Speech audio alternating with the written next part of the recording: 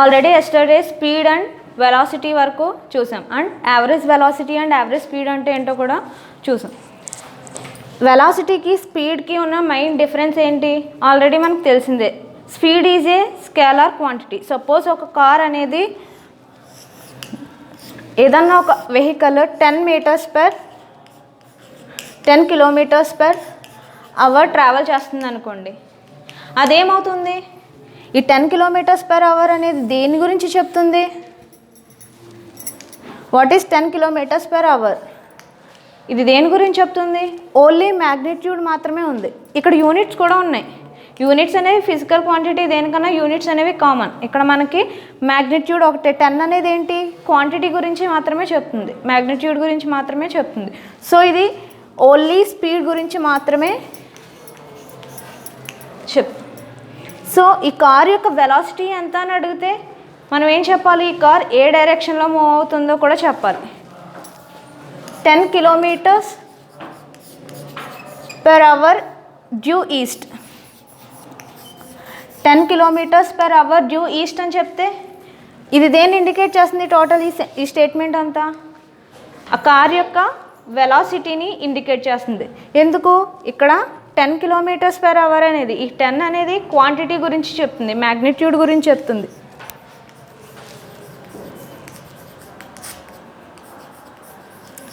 Plus due east డైరెక్షన్లో ఉంది అని డైరెక్షన్ కూడా చెప్తుంది. So magnitude plus direction both రెండు ఉంటే అది ఏ క్వాంటిటీ అవుతుంది? వెక్టార్ క్వాంటిటీ అవుతుంది. అండ్ ఇక్కడ యూనిట్స్ బట్టి అది ఏ ఫిజికల్ క్వాంటిటీయో మనం చెప్పగలం. ఇక్కడ కిలోమీటర్స్ పర్ అవర్, కిలోమీటర్స్ అంటే డిస్టెన్స్ గురించి చెప్తుంది. డిస్టెన్స్కి యూనిట్స్ ఏంటి? కిలోమీటర్స్, మీటర్స్ కదా. అవర్ అంటే టైంకి units. So distance by time, ఈ యూనిట్స్ బట్టి మనం అది ఏ ఫిజికల్ క్వాంటిటీనో చెప్పచ్చు. సో డిస్టెన్స్ బై టైం ఎప్పుడైతే వచ్చిందో అది దేని గురించి చెప్తుంది? స్పీడ్ గురించి చెప్తుంది.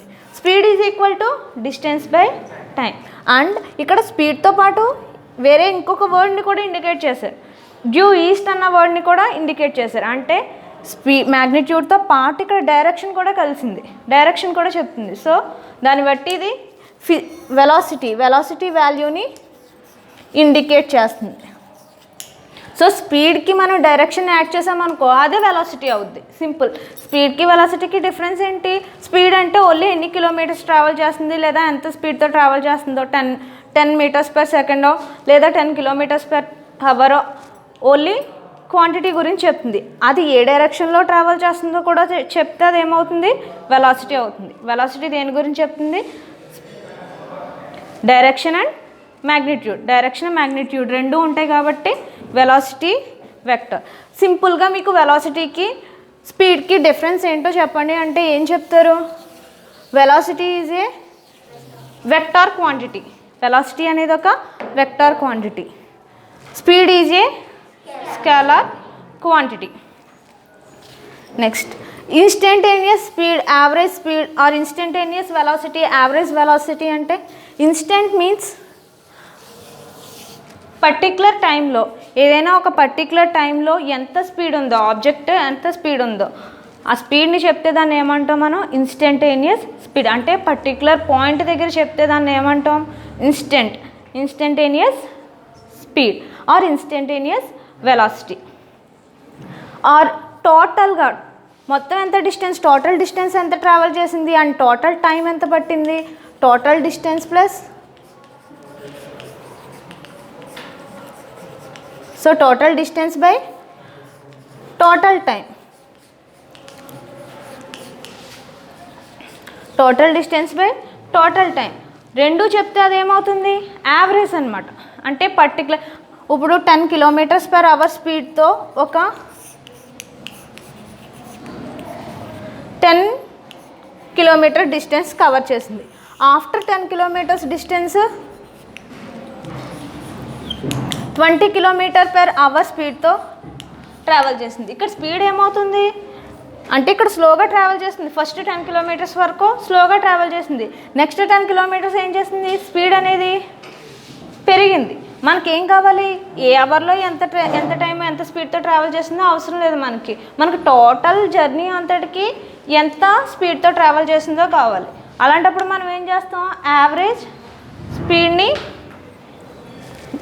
ఫైండ్ చేస్తాం ఆర్ యావరేజ్ వెలాసిటీని ఫైండ్ అవుట్ చేస్తాం. సో స్పీడ్కి వెలాసిటీకి డిఫరెన్స్ ఎందులో ఉందని చెప్పాం మనం, డైరెక్షన్లో ఉంది. ఓన్లీ మ్యాగ్నిట్యూడ్ మాత్రమే చెప్తే అది ఏమవుతుంది, స్పీడ్ అవుతుంది. అండ్ మ్యాగ్నిట్యూడ్తో పాటు డైరెక్షన్ని కూడా ఇండికేట్ చేస్తే అది ఏమవుతుందమ్మా, వెలాసిటీ అవుతుంది. సో వెలాసిటీ డైరెక్షన్స్ ఎలా ఇండికేట్ చేస్తుందో చూసుకుందాం. ఇప్పుడు ఇంతకుముందు 10 కిలోమీటర్స్ డ్యూ ఈస్ట్ అని చెప్పాం కాబట్టి 10 km/h డ్యూ ఈస్ట్ అని చెప్పాం. ఈస్ట్ అన్నది డైరెక్షన్, అది మనకు తెలుసు, దాన్ని బట్టి దానికి డైరెక్షన్ అంటూ ఉందని చెప్తున్నాం. అదే ఒక కార్ అనేది ఈస్ట్ డైరెక్షన్లో మూవ్ అవుతున్నప్పుడు చెప్పాం. సేమ్ అలాగే ఒక కార్ అనేది ఏదన్నా ఒక కర్వ్డ్ పాత్ మీద మూవ్ అవుతుంది అనుకోండి, అప్పుడు దాని డైరెక్షన్ ఎలా చెప్తాం, ఇక్కడ చూస్తే దాని డైరెక్షన్ ఎలా ఉంటుంది, ఇలా ఉంటుంది. ఇక్కడికి వచ్చేసరికి డైరెక్షన్ చేంజ్ అవుతుంది. అంటే ఇక్కడ చూస్తే అప్వర్డ్స్ మూవ్ అవుతున్నట్టు ఉంటుంది, ఇటువైపు చూస్తే హారిజెంటల్గా మూవ్ అవుతున్నట్టు ఉంటుంది. అలా కర్వ్డ్ పాత్లో లేదంటే ఏదైనా ఒక సర్క్యులర్ పాత్లో ఆబ్జెక్ట్ కానీ ఏదైనా వెహికల్ కానీ మూవ్ అవుతే దాని డైరెక్షన్ మనం ఎలా ఇండికేట్ చేస్తాం, దాని డైరెక్షన్ ఇండికేట్ చేయడానికి మనకి ఏ పర్టికులర్ పాయింట్ దగ్గర అయితే మనం దాని యొక్క వెలాసిటీ ఫైండ్ అవుట్ చేయాలనుకుంటున్నామో ఆ పాయింట్ దగ్గర ఒక ట్యాంజెంట్ని తీసుకుంటాం.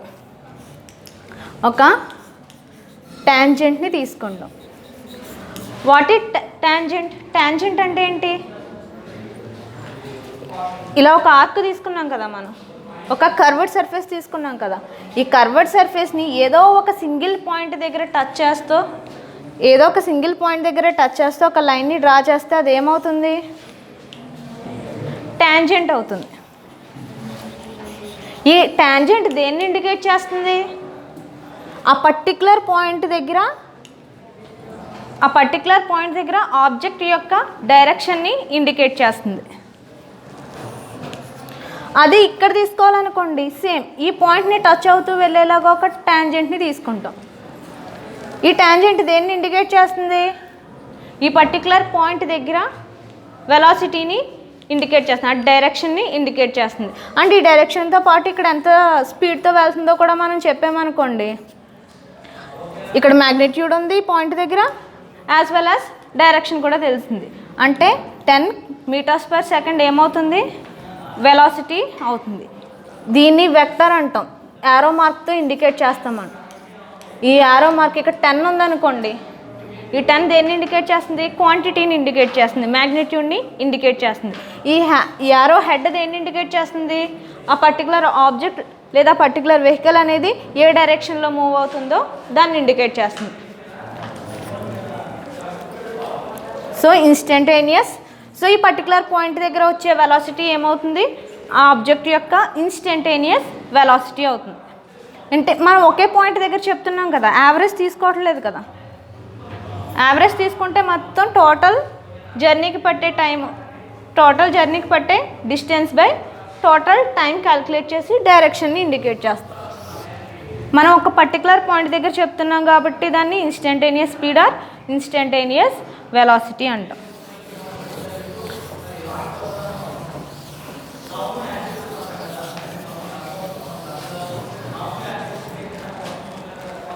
నెక్స్ట్ పేజ్ నెంబర్ 22లో activity 4.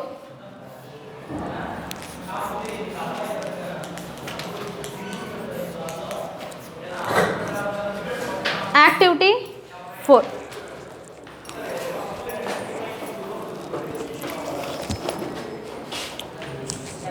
Observing the direction of motion. Direction of మోషన్ని అబ్జర్వ్ చేయమంటుంది. ఇప్పుడు ఆల్రెడీ మనం డైరెక్షన్ ఆఫ్ మోషన్ అంటే డైరెక్షన్ మనం ఈస్ట్ స్ట్రైట్ లైన్లో అయితే అప్వర్డ్స్, డౌన్వర్డ్స్, లేదా towards north, towards west, towards east అని చెప్పగలం. కర్వ్డ్ సర్ఫేసెస్లో మనం డైరెక్షన్ ఎలా తీసుకుంటున్నాం, ఏదన్నా ఒక పాయింట్ దగ్గర ట్యాంజెంట్ని డ్రా చేసి ఆ ట్యాంజెంట్ బట్టి డైరెక్షన్ చూస్తున్నాం. సపోజ్ ఈ సర్క్యులర్ పాత్లో ఏదన్నా ఒక ఆబ్జెక్ట్ మూవ్ అవుతుంది అనుకోండి,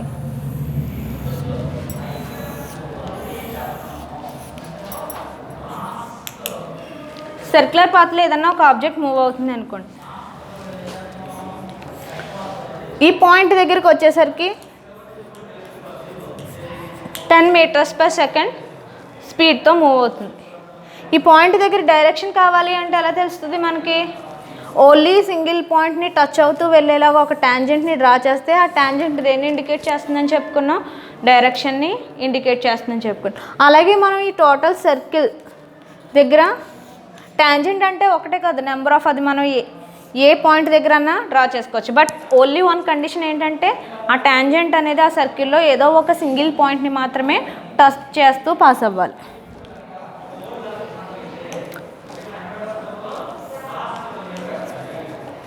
సో ప్రతి పాయింట్ దగ్గర మనకి డైరెక్షన్ అనేది ట్యాంజెంట్ ఇండికేట్ చేస్తుంది. దీన్ని ప్రూవ్ చేయడానికి యాక్టివిటీ 4లో ఒక చిన్న ఎగ్జాంపుల్ ఒకటి చెప్పాడు. ఎగ్జాంపుల్ ఏంటి?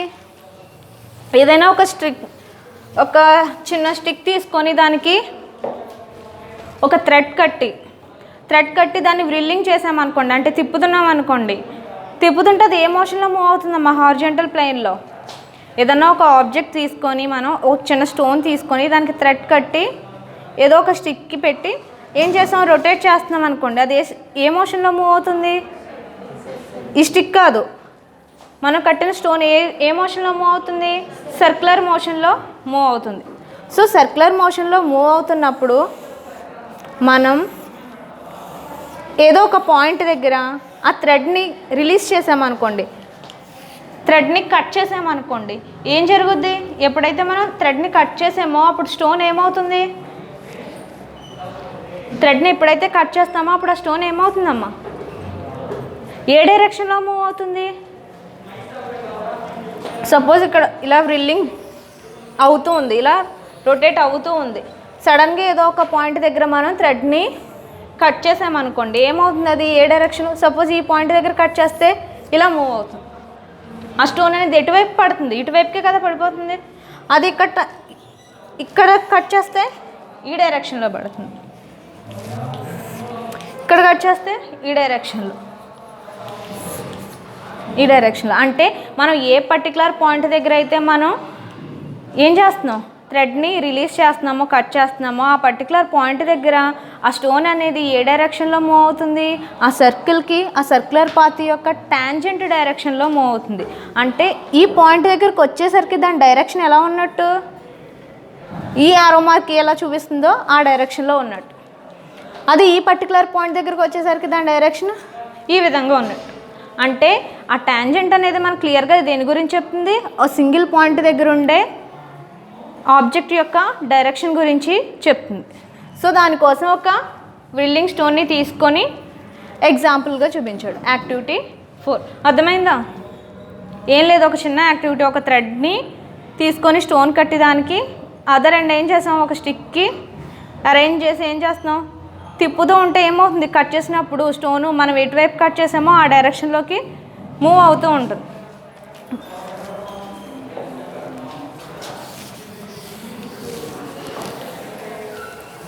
సో ట్యాంజెంట్ దేన్ని ఇండికేట్ చేస్తుంది? ఆ పర్టికులర్ పాయింట్ యొక్క డైరెక్షన్ని ఇండికేట్ చేస్తుంది. So east, west, north, south, horizontal, vertical, upwards, downwards ఇవన్నీ మనం చెప్పేయగలం.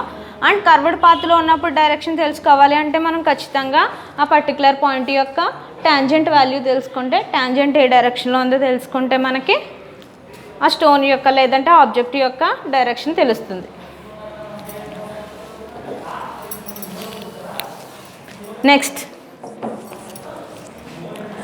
Next topic uniform motion.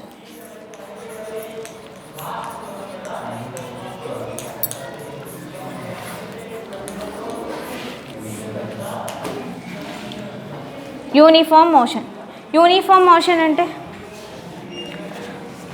అంటే ఆల్రెడీ మనకు తెలిసింది. ఏ మూవింగ్ ఆబ్జెక్ట్ కన్నా ఏముంటుంది?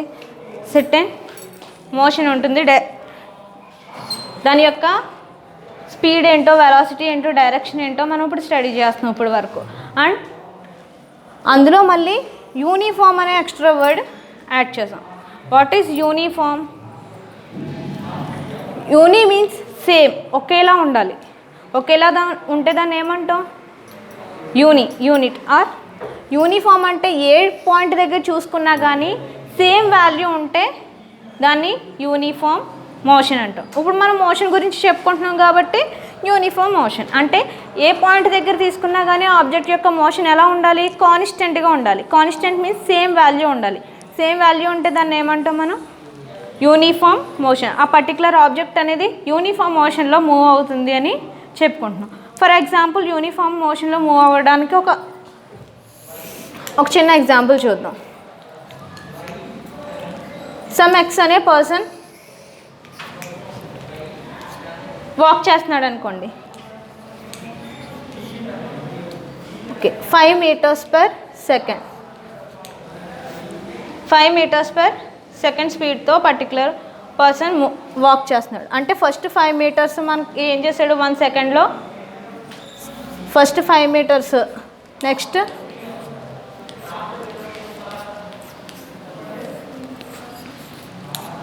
5, 10, 15, 20. ఈ 5 meters మూవ్ అవ్వడానికి, వాక్ చేయడానికి 1 second టైం తీసుకున్నాడు అనుకోండి. నెక్స్ట్ 10 meters వాక్ చేయడానికి ఆర్ రన్ చేయడానికి 2 minutes or 2 seconds. Next 3, next 4. So ఇప్పుడు స్పీడ్ ఏమవుతుంది, ఫస్ట్ 1 meter మూవ్ అవ్వడానికి, ఫస్ట్ పార్ట్ మూవ్ అవ్వడానికి ఏమవుతుంది 5/1, నెక్స్ట్ 10/2, నెక్స్ట్ 15/3, నెక్స్ట్ 4. అంటే డిస్టెన్స్ బై టైం చూస్తున్నాం. ఏమొస్తుంది వాల్యూ 5, 2/10 5, 15/3 5, 20/4 5. సో ఇక్కడ ప్రతి చోట స్పీడ్ వాల్యూ ఏమొచ్చిందమ్మా 5. స్పీడ్ అనేది సేమ్ వాల్యూ వచ్చింది, అవునా. అండ్ డైరెక్షన్ డ్యూ ఈస్ట్ డైరెక్షన్లో మూవ్ అవుతున్నాడు అనుకోండి, టువర్డ్స్ ఈస్ట్ డైరెక్షన్లో మూవ్ అవుతుంది. ఇక్కడ ఏమైనా డైరెక్షన్ చేంజ్ అయిందా, లేదు. ఇక్కడ లేదు, ఇక్కడ లేదు. సో స్పీడ్ అండ్ డైరెక్షన్ రెండు ఎలా ఉన్నాయి, సేమ్. అంటే యూనిఫామ్ వాల్యూ, అన్ని చోట్ల same direction and same magnitude value వచ్చింది.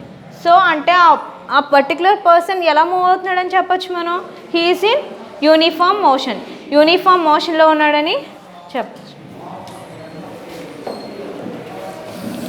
సో మీ టెక్స్ట్ బుక్లో ఒక యాక్టివిటీ ఇచ్చాడు చూడండి, ఒక చిన్న ఎగ్జాంపుల్ ఇచ్చాడు.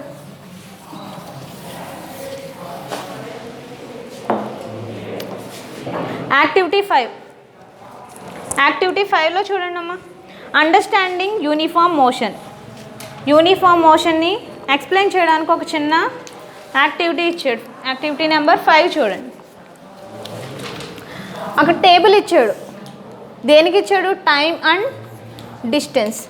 టైంకి డిస్టెన్స్కి టేబుల్ ఒకటి ఇచ్చాడు.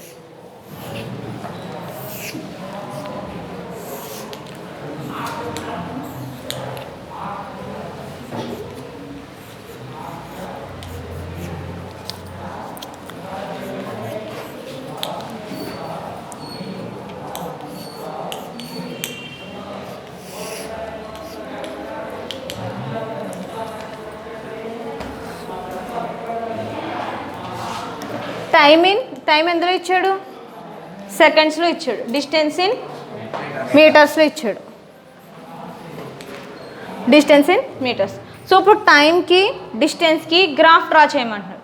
అంటే ఒక సైకిల్ వేసుకునే ఒక పర్సన్, ఒక బాయ్ ఏం చేశాడు, ఏం చేస్తున్నాడమ్మా, సైక్లింగ్ చేస్తున్నప్పుడు ఏమైంది, ఫస్ట్ సెకండ్లో అప్పుడే స్టార్ట్ అయ్యాడు కదా, ఇనీషియల్గా 0 డిస్టెన్స్ కవర్ చేశాడు. ఆఫ్టర్ 1 సెకండ్ తర్వాత ఎంత డిస్టెన్స్ కవర్ చేశారు, 4 meters కవర్ చేశారు. 2 seconds తర్వాత 8 meters, 3 seconds తర్వాత 12 meters, 4 seconds తర్వాత 16 meters డిస్టెన్స్ని కవర్ చేశాడు సైకిల్ మీద. ఇప్పుడు మనం టైంకి డిస్టెన్స్కి గ్రాఫ్ డ్రా చేస్తే ఆ గ్రాఫ్ ఎలా వస్తుంది, టైంకి డిస్టెన్స్కి గ్రాఫ్ డ్రా చేస్తే ఆ గ్రాఫ్ ఎలా వస్తుంది చూద్దాం, డ్రా చేసి చూద్దాం. So time is on X axis మీద టైంని కన్సిడర్ చేసుకోండి, వై యాక్సిస్ మీద డిస్టెన్స్ని కన్సిడర్ చేసుకోండి.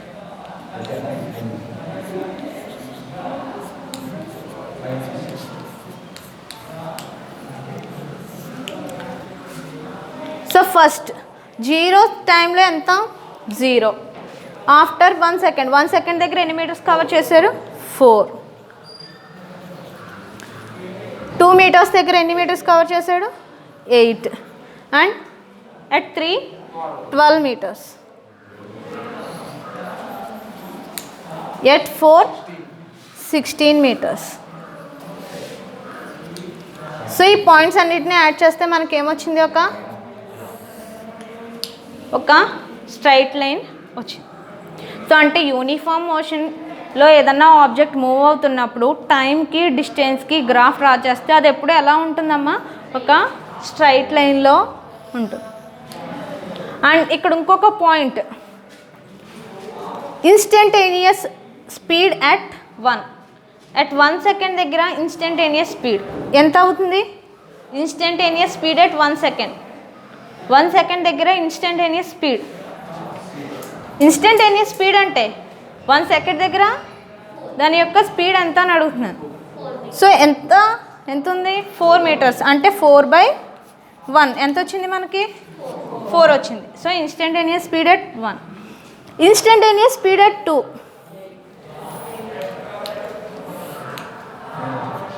ఇన్స్టంటేనియస్ స్పీడ్ at 2 సెకండ్స్ దగ్గర ఇన్స్టంటేనియస్ స్పీడ్ ఎంత వచ్చింది 8. 8/2 8/2 అంటే again 4. Next instantaneous speed at 3 seconds దగ్గర instantaneous speed 12/3 that is equal to 4. At 4 seconds also 16/4 that is equal to 4. ప్రతి చోట మనకి ఇన్స్టంటేనియస్ స్పీడ్ ఎలా వచ్చింది 4 వచ్చింది. సేమ్ ఇన్స్టంటేనియస్ స్పీడ్ వచ్చింది. అంటే స్పీడ్ ఎలా ఉంది ఇక్కడ ప్రతి వాల్యూ దగ్గర ప్రతి టైం దగ్గర స్పీడ్ ఎలా ఉంది కాన్స్టెంట్గా ఉంది సేమ్ వాల్యూ ఉంది.